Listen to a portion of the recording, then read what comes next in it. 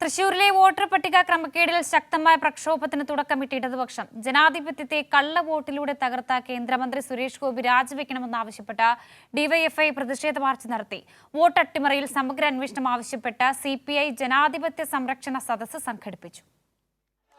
ജനാധിപത്യത്തെ കള്ളവോട്ടിലൂടെ തകർക്കാൻ ശ്രമിച്ച കേന്ദ്രമന്ത്രി സുരേഷ് ഗോപി രാജിവെക്കണമെന്നാവശ്യപ്പെട്ടാണ് തൃശൂരിൽ ഡിവൈഎഫ്ഐ പ്രതിഷേധ മാർച്ച് നടത്തിയത്.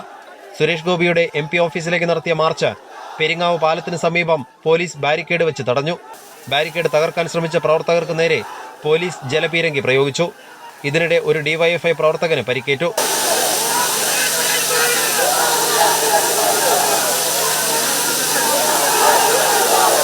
തുടർന്ന് ബാരിക്കേഡിന് മുന്നിൽ നടന്ന പ്രതിഷേധ ധർണ ഡിവൈഎഫ്ഐ സംസ്ഥാന സെക്രട്ടറി VK സനോജ് ഉദ്ഘാടനം ചെയ്തു.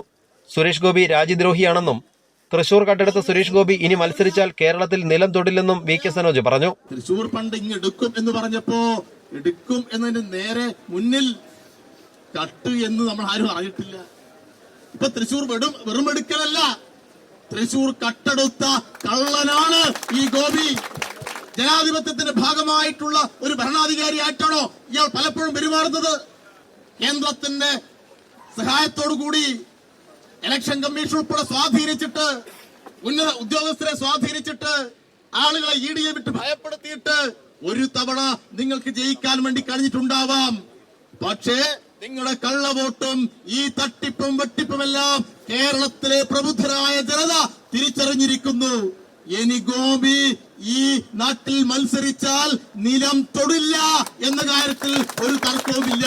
തൃശൂർ ലോക്സഭാ മണ്ഡലത്തിലെ തെരഞ്ഞെടുപ്പ് അട്ടിമറിയിൽ സുപ്രീം കോടതിയുടെ മേൽനോട്ടത്തിൽ സമഗ്ര അന്വേഷണം വേണമെന്നാവശ്യപ്പെട്ട CPIയുടെ നേതൃത്വത്തിൽ തെക്കേ ഗോപുരനടയിൽ രാവിലെ ജനാധിപത്യ സംരക്ഷണ സദസ്സ് സംഘടിപ്പിച്ചിരുന്നു.